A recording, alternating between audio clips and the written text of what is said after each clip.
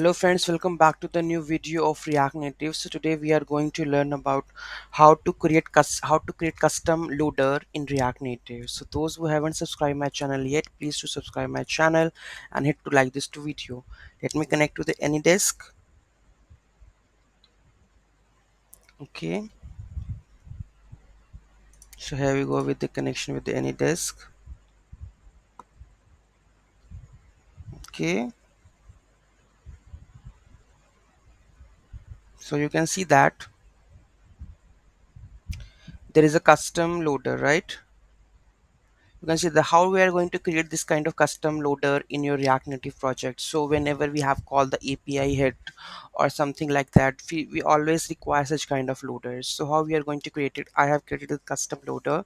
Okay, so let's see how we are going to build it. Okay, so let's have a look. So let's go to the code. So here you can see that we have a style. Okay, we have a model. In a model, okay, in a model what we have to animation type fade, on request close, transparent, is visible, show loader. Whether you want to show the loader or not, that makes you can set the state whether true or false, right? And we have taken a view. Then again on the another view where we have taken the activity bar activity indicator with the color red and the large. You can see that here in the activity indicator we have color should be red and it should be large, right?